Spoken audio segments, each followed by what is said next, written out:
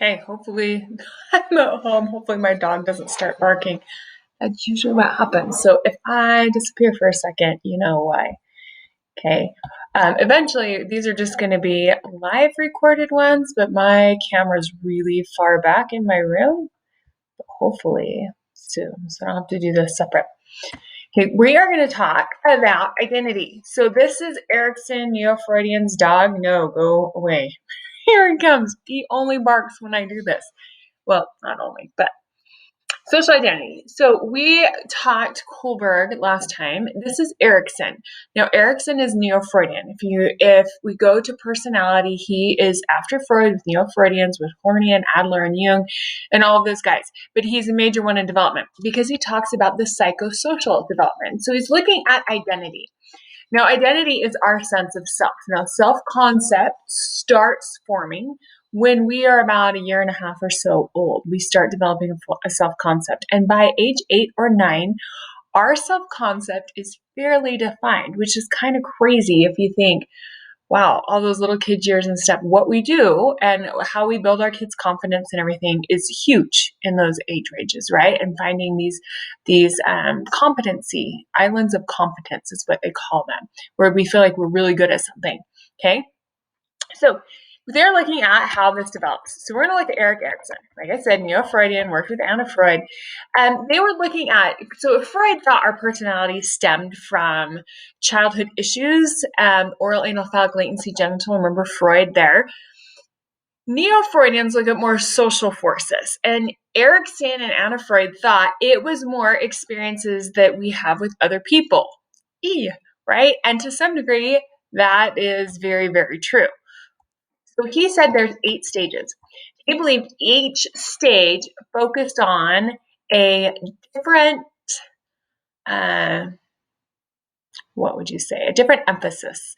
Like when you're little, it's trust. And then after that, it's a sense of autonomy. And then it's initiative and competency and identity and intimacy, generativity, right? And looking back on our, so he looked at all these stages. Now, once a stage is up, it can come up again at any place in your life, right? It can come up anywhere.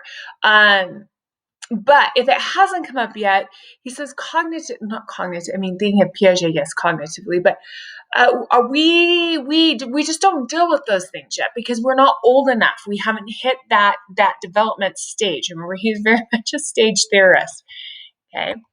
So we're going to look at the 8 stages. Now, he breaks it down in childhood. We have trust versus mistrust, autonomy versus shame attack, initiative versus guilt, and industry versus inferiority. Whoa. Those, right? No. Competency versus inferiority. Sorry. Industry and competency are used interchangeably. In adolescence is identity versus role confusion, not intimacy versus isolation, people, but those hormones are going, so sometimes we pull that in there. Young adulthood is intimacy versus isolation, which is 20 to 40. Okay. Middle adulthood is 40 to 60, and that's generativity versus stagnation, feeling like you're giving back to the world or you're stagnant. And then ego integrity versus ego despair. So we're going to look at all of these. Okay. We're going to look at all of these. Those are just them broken down by our development. So in the first year and a half or so, you can see it 0 to 1, 0 to 1.5, 0 to 2, right? It kind of depends on who was writing the textbook. They didn't really follow very exact on Freud's, but we know in the beginning, that first year or so, and think of Mary Ainsworth and attachment styles, right? That we learn a sense of trust. Either our needs are being met, we're being fed, we're being soothed, we're being, snuggled, and we're being interacted with. Our needs are being met, and if they are, we learn a sense of trust. Now, if they're not, if we are neglected a lot, and think of Mary Ainsworth, right? That reject, neglect, or parenting styles, right? Then we have this sense of mistrust with people, and we see that, right? People aren't going to trust anyone. It's just me. I don't need anybody. We kind of see that. But once that's there, that's our very first one. He says we can learn trust and then down the road have a bad experience. Remember, because they're saying this is all dependent on our experiences and our interactions with people. If we have a bad experience, then we'll learn mistrust down the road, okay? Or we have mistrust and down the road, we can learn to build trust. He is different from Freud in the fact that if something doesn't go our way in one of these stages, we always have the ability to fix it. which is very humanistic type thinking. He's neo-Freudian. So he's looking at social forces, but he does start that thing of, we can fix this. Okay. If we look at the second stage, so about 1.5 to 3 years old, the potty training stage, autonomy versus shame and doubt. So when we think of Freud, he's neo-Freudian as the potty training stage. Again, he's looking at, yeah, that's nice, what Freud thought, but he believed it's that learning to control our body, control ourselves, learning to walk and grasp things, and they want to pour their own drink, and they want to get dressed themselves, they want to feed themselves, and they learn to go to the bathroom by themselves and be independent, right? It's that sense of autonomy. If your parents make you feel really bad about what you do, remember the story of my friend I told you, right, that had issues with going to the bathroom? People who are overly strict, right? Oh, we see that Freudian part. Then the kid learns to be feel shameful and doubt their abilities. So when little kids want to pour their own drink, I'm not going to give my kid a gallon of milk to pour because I know it's going to go everywhere and it's going to make a big freaking mess. I have this little teeny pitcher that you'd pour some stuff in, water or milk or whatever, and you just pour a little bit and then they could pour their own. And then if it made a mess, it was no big deal, but then they learn a sense of autonomy, right? And that's what we want kids to learn, to do things for themselves. Okay? So autonomy versus shame and doubt. And they are controlling those temper tantrums. Their executive functions are not formed. And so when they don't get what they want and they have that emotional outburst, and some are much more volatile than others, right? Some kids are a lot worse. They're learning to control those. Okay. And that's, again, a sense of autonomy. They want to do things for themselves, right? Get it themselves. Then we have initiative versus guilt. So from 3 to 6, these are the preschool years, right? Preschool to kindergarten. Kids start to pretend play. They start to make these story-like play scenarios with their friends, with their stuffed animals, with their toys, and you did it, right? And they also want to make their own plans. My kids would come up and say, hey, Mom, I have a good idea. Let's go. And they want to do everything we normally did in a week in one day. We were going to go swimming in the zoo, in the park, or whatever, right? And I'm like, oh. Now, if I said, oh, my gosh, we can't do this, stupid, and I make them feel dumb, they're going to feel guilty for coming up with a plan that I think isn't very good. So, oh man, those all sound like really fun things. Well, today I think we should go swimming. You're right. It's swim day. It's a perfect idea. Tomorrow, man, we could ride our bikes to the park. I love that idea. Now, do they feel like they now took the initiative and start? Yeah. And then when we go to the park, okay, can you get the blanket? Do you know where the blanket is? Oh, let's help pack the lunch. They're initiating these ideas and then they're learning how to carry them out. Doesn't mean they're going to be great. No, but it's that start. And we want to learn to take initiative, right? We want that. We don't want kids to feel guilty, just like we don't want them to feel shame and doubt from the stage before. And so they're preschool. There's a lot of no's and a lot of why's. Why? And they'll drive you crazy.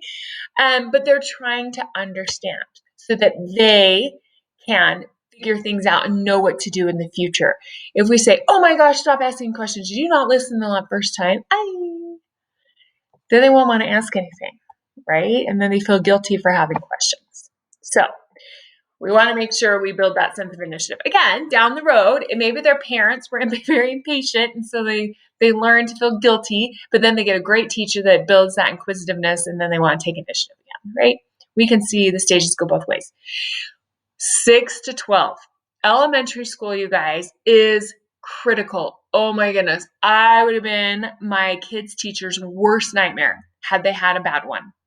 Luckily, they had one that was so-so, but didn't make them feel bad about themselves. So I bit my tongue a little bit. But the rest have been incredible. They were really great teachers and really made them feel like they could do stuff. They could succeed. Oh my gosh, they were wonderful. So competency versus inferiority. Now, when we go to elementary school, one bad elementary school teacher that makes you feel like poop, like you're inferior to your classmates, can take up to 4 years of good teachers to undo that. 4. Oh my gosh. So when your kids are in elementary school, if you get a crappy one, get them out of there. And they're crappy in the fact that they're not as fun as the next teacher. Crappy in the fact that they make them feel bad about their efforts, right? So if we go back to Piaget for a second, this stage, it's critical to understand Piaget for elementary school teachers. So if you can't do times tables in, 3rd grade, you're struggling. but you're going to get them by 4th grade. Your brain's going to catch up. We don't want a kid to feel inferior just because his brain is not developmentally as far along as his peers. It's no fault of his own. There's nothing you do to speed that up, right? So teachers have to be really good about building a sense of what they can do and feeling confident. And then by 4th grade, those 4th grade teachers might need to make them feel like rock stars that they now can do this task, right? So we want to feel competent. It sets the stage for what we think we can do in school. Do we feel good or do we feel bad about our accomplishments and our efforts? We don't want to suffer from an inferiority complex, because then we get Adler in there from personality. When kids have an inferiority complex to their peers, they're not good enough or can't do something, those are the kids that start to be class bullies, and they start to pick on other people and put other people down just because they don't feel as competent or smart as their peers. Okay. It's the one reason I think you should have school uniforms too. Do you know that? Mm-hmm. Even though you guys hate them, people are like, oh my gosh, it's my sense of identity. Okay, if you're judging people by what they look like, how they dress, you're pretty freaking shallow. Let's be clear. But it's one aspect where kids don't try and be better than their peers by what they wear, right? They get a false sense of competency. They're feeling like that's what it is, and that's not. But it just builds into this. So I'd be all up for school uniforms because it helps with this stage. Okay. Also helps with this stage in high school, especially when some people, their choice of dress, right? Because it just detracts. It detracts. And some people get, again, oh, my dog, don't you dare bark. Come here, Giz. No, sorry. Giz. And if I could pause the recording, I would, but I can't. It stops it and I have to start over. But identity versus role confusion, right? Again, if we get our sense of identity by how we dress, we have to be careful, because then we have to accept that people are going to judge us by how we are dressed. And do they? They do, because for some reason we try and think this is who we are, self-expression. So identity, we are trying to figure out who we are. Now, as we grow up, Marcia will come along and say, hey, some of us have this foreclosure where we are just what our parents have said we are like, what we've heard us describe like, and that's just who we are, and that's the identity we accept. Others of us go through a period called moratorium where we try out different roles. Like my sister, oh my goodness, she tried out so many different roles. She was a different person every year. And some of us, I have tested a little bit out, but I never changed looks or anything, just hobbies and interests and what I did. But I'm pretty much the same person. People in high school, you look exactly the same. I know, right? I don't know if that's a good thing. So identity versus role confusion. People go through this. They're testing things out. Some people really test it out. Some people only kind of test it out. If I were to ask you to write 10 I am statements, I am, and you write down 10 I ams, and it's not physical descriptors, tall, skinny, fat, whatever, short, well, I could write that about you, right? It is how you are personality-wise. That's your self-concept of yourself.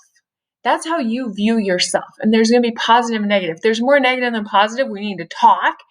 If there's zero negative, right, we might need to talk, but you may know there's some. Maybe I told you write 20 for some of you. You're really far in this, and some of you are going to struggle writing 5 because that's where we are in our identity. Our identity doesn't finish forming until about age 25. Crazy, right? So we're looking at who we fit in with. Sometimes people have an identity crisis. They just don't know. We like identity, and we like to come with a good sense of our identity because it's roles that define what we will and won't do, who we're going to be, what we want to become, what we're going to work towards. So it's an important stage. Okay. Now, young adulthood. Young adulthood is 20 to 40. And I know you think 40 is freaking old. Some of us just passed into there. Okay. And it's all relative, right? When I was your age, I could never think past age 25. So when I hit 25, I freaked out for a second because I had never made any plans past that because that seemed so far away. And then I found myself there and whoa, right? It was a little shocking. And now that I'm at the age I am at, 45, I could be your parent, which is alarming to me. But you kind of go, whoa, how did that happen? Oh, and this is what people are talking about. And your brain still thinks like you did when you're 30 and whatever in your 30s. And you look at yourself in the mirror and you go, oh, something doesn't look the same. This is awful. But oh well, right? Here we go through this whole stage. So intimacy versus isolation. You got 20 years to figure it out. That's a good thing, right? Especially if you find yourself in your 30s and still single. In Utah, that's kind of rough. But in other places in the world, that's very normal. So we look at relationships. We're trying to, if we have a good sense of identity, this part is a lot easier. If we struggle with that a little bit, this part's a little bit harder. Okay? This is a little bit harder, right? And so we're trying to juggle. We're trying to figure it out. We're trying to find somebody. But you're also trying to juggle school and jobs and relationships and these priorities. And that's hard. There's so many things going on, but yet this is the push. Now, guys and girls are different. Girls will focus more on a relationship at the earlier part of this stage in their 20s, where guys, once they have gone through school and tend to be set, some guys go earlier, right? Focus earlier on it, and usually focus a little bit later once those things are up and going. Not everybody, especially not Utah, but in general. So marriage comes in there. Just remember, in marriage, if you think you're going to intimacy or successful, just remember it takes 5 positive comments to every 1 negative one for a healthy relationship. Be careful. Pick your battles, right? Who cares where you squeeze the toothpaste and the toilet paper? If you don't like how it's stuck on there, switch it yourself, right? So it's interesting, right? People find this intimacy versus isolation. And then some people go through several marriages, right? They struggle, which makes you wonder about the other stages. Okay. So you make it through there. Intimacy versus isolation. Some people are isolation. Some people are still single, right? I have really good friends single forever, and that's okay, right? They struggle in that one, but they're great people. Generativity versus stagnation is middle adulthood. 40 to 60. That's not old age yet. It's middle adulthood. And what's going on is this focus on giving back, that what you're doing in your life is making a difference, has some significance out there. You don't feel like you're just sitting there and going nowhere, right? So are you being generative? Are you giving back? Are you being purposeful? What you're doing is useful? Or do you feel stagnant? You may have parents, a mom especially, if they haven't been in the workforce, or they might go back to school. They might go into the workforce. Your dad might switch jobs. I've seen people do all sorts of stuff in this stage when they feel kind of stagnant where they're at, right? But if they feel generative, nothing usually changes. Okay, so they're asking these questions. Is everything going as planned? Am I happy with what I've created in my world, in my life? Or are they going through a midlife crisis? Right? Do they need to go weight loss, nip tuck, suck and tug? Do they start going to the gym? Do they get a whole new wardrobe, right? It depends. It depends. My dad bought a whole new wardrobe. My mom bought a sports car in this era. But nothing too major, right? Nothing too major. Then if we are lucky enough to make it to old age, right? So you have young adult look, right? Young adulthood, 20 to 40, middle adulthood, 40 to 60, and then old age is 60 on up. 60 and over. And that's very different. A 65-year-old is very different from an 85-year-old. So it's kind of interesting. Sometimes I think there should be one more stage, but when you get this, you understand. Integrity versus despair. When people start counting years left until they may die versus how old they are, right? This perspective shifts. They look back on their life with either a sense of integrity or a sense of despair. Let me give my cute little grandma that we called Gigi at the end when she became a great grandma. She became Gigi, right? And she loved going by that. So my cute little Gigi, I don't know if I've told you the story. She had an arranged marriage when she was young. God, what was my grandpa? I just even looked it up. I don't know why. I can't remember. But he was like 14 or 17 years old, some older than her, some really large number. And he was very well off, right? My grandma rode a horse to school. Remember, this is a really long time ago. She died 4 years ago, 3.5 years ago, at the age of 93. So she was old when she died. She rode a horse to school. She had to drop out in 8th grade to take care of the ranch hands and help on the ranch because her mom wasn't doing so hot. And there was a guy she was really interested in, really liked, but they had kind of had this arranged marriage. It was really kind of weird. And she dated him and liked him and stuff, but she liked this other guy better. And they locked her in her room the night before to make sure she didn't run away. Oh my goodness. But she was really young when she got married. So she was young. She got married to my grandfather. They had my mom and my aunts and uncle and lived this life, right? And when my grandma was about 65, my grandfather died. He was in his 80s, right? 83 or so 17 years, 83. He died, right? And my grandma, love her to death. She was so fun. She would come. We could pull her in a slide behind our 4-wheeler through my parents' yard. She'd roll off in the snowdrift. Like, she was just game for anything. She was super fun to be around, always just full of energy, just really positive, full of energy. Well, when he died, now they had, he had done really well, and then they lost all their money in some Ponzi type investment scheme gone wrong. And so when they had lived in Canada and they lived here, and then that happened, and then they lost their home and they lived in a trailer park, right? And that had been hard for her. But she always made the best of it, and she had the nicest trailer in the trailer park, and she knew how to work that crowd. She would give gifts. She was so nice. I mean, this pristine little yard. Anyway, we had never thought anything of it, and she knew how to make all the little neighbors happy and like her. But cute little grandma. So when he died, you started hearing her say things you never heard. Like, she was like, "Oh, I wish I would have." She was kind of in the sense of despair. Her life hadn't ended how she, wasn't at the point where she thought. She had a lot of regrets of things she wished she could have done and whatnot. Well, then she met Grandpa Owen, and his wife had passed away too. And they had always kind of been in the same circle of friends.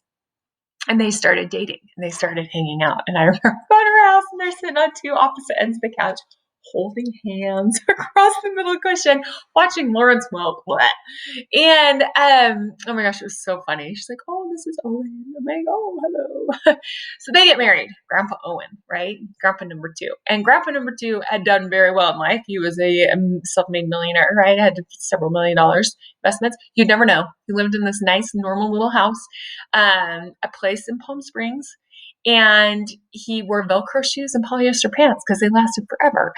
And the only thing you saw is they traveled, and he would buy a new car, or he'd go and get a new car every 2 years. I think he would lease it. No, he would buy it and then turn it in every 2 years, a Cadillac. So he would never have car problems, have a good, reliable car. But they get married. My grandma takes golf lessons. She learns to ride a bike. They go to the desert in the wintertime. They have all this fun. They travel. They have these friends. They build their nice little home, a little twin home with somebody, so they have no yard work, right? So they can travel, no big deal, right? So funny. And he was funny. He was really nice. We always had them over. And then when there for 10 years, life is what, 10, 15 years or so?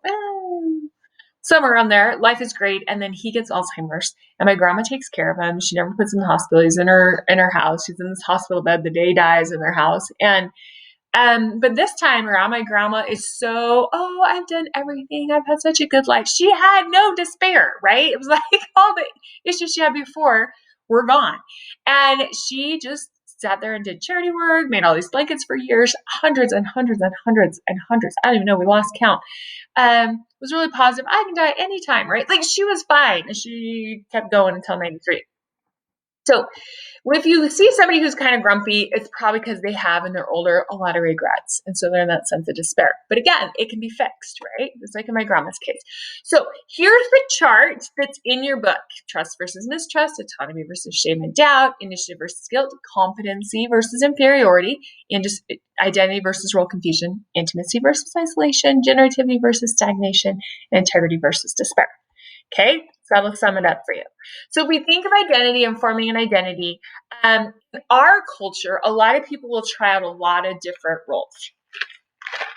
And they'll go through a lot of different trial and errors, right? And so again, we look at it as one sense of self. And that if we have, it's our task to kind of solidify and test, integrate, and come out with a good sense of who we are. And so again, some people do it by taking on their parents' values and expectations. And some people will adopt a negative identity, an opposition to society, and they'll conform to a different peer group, right? There's a lot of different things. So our social identity, if we think about social identity, the we aspect, of our self-concept. Who am I and what groups do I affiliate with? Some of you have lots of different groups, right? You have lots of different friends, a wide variety. And some of you very much tied to one group. And it's interesting to see, right? Climbing, and that's all I do. I climb. I'm just friends with the climbers. Or are you just mountain bikers? Or are you just drama? Or are you just choir? Or are you just, technical skills? Or are you just football player? Are you just? And then you see some people who, I climb and I have friends in this group, and I have friends on the tennis team, and I do this in the fall on cross country. Oh, and here's my smart friends, and here's my, right? Some people have a wide variety. And so that we is interesting, and it affects our sense of identity. Intimacy, if you think of this in Erikson's view, is not huggy, kissy, that kind of stuff. It's forming close relationships. It's the part about learning. You have a sense of trust with people. Intimacy is hard without a sense of trust in this early adulthood, and it's learning to trust somebody, disclose things about you that people in general just don't know, right? It's building that type of relationship, not just necessarily the hormone type, right? Dogs do that. Watch them in heat, right? Well, no, that's different. Okay, different. So Carol Gilligan, I don't know why. I think I touched something there. Believes that females and males differ when we look at social development and connections. Males are a little more individualistic and females are more relationship oriented. Remember how I said in intimacy versus isolation in young adulthood that women focus on relationships earlier in that stage? They're more likely, research shows they're more likely to drop out of college for marriage. They're more likely to give up furthering their education to start a family or work and promote their husband's education if they're married. They have a different focus. Where guys are a lot more likely to date people and that kind of thing, but not focus on a relationship until school's almost up, or they have made a sense of establish their pathway where they're going. It's a little different. Okay, a little different. And so they get a lot on each other a little bit, right? Because then even when they're married, women tend to focus more on children and family and that social side, where men will focus more on career and work. And the moms want them to focus more a little bit on family, right? And the guys want them to understand their need to focus on this more individualistic type thing. Okay, and we look at socialization. You can pause this if you want to, and they look how socialization and girl self-esteem and a little bit of differences. But there it is. Then we get to emerging adulthood. So emerging adulthood is this gap between adolescence, right, and full independence. We claim in psychology you are an adult when your parents are no longer taking care of your butt. Meaning they're not giving you money. You're probably not living under their roof then, right? Not a basement dweller. They're not supporting you. You are independent, surviving and functioning without your parents' financial support, right? That's emerging adulthood. Now, emerging adulthood takes a span of 18 to 25. Sometimes they live with their parents, right, to save money for college. And sometimes people marry and they go live in their parents' basement, but it's different. And so we look back when puberty happened and at marriage, it was a shorter span in the 1890s, and now it's a longer span. 1995, we look at this, it's expanded. We're putting off these responsibilities. And the big question is why? Especially now, if we look at this, this is 95, and we look at 20 plus years later, and we're finding people are pushing on it even more. Okay, so that's a question in psychology. There's a lot of myths in development and adolescence that it's a time of great storm and stress. Not always. For sometimes, yes. For some people, yes, but not for everybody, right? Sometimes they just love, right? They have a great old time going through there. Most people experience a midlife crisis. No. If they feel generative and happy, they don't at all.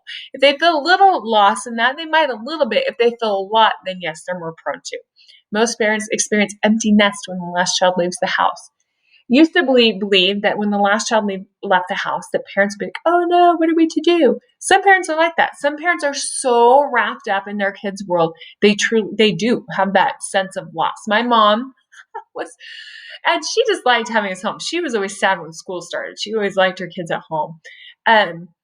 But when I went off, I was the last one. I went off to college. My mom was sad. She wanted to make sure she still saw me. So she's like, well, 20 minutes, it was a 20-minute drive. If you drive home, I'll do your laundry. Score. I could drive home and back in under an hour.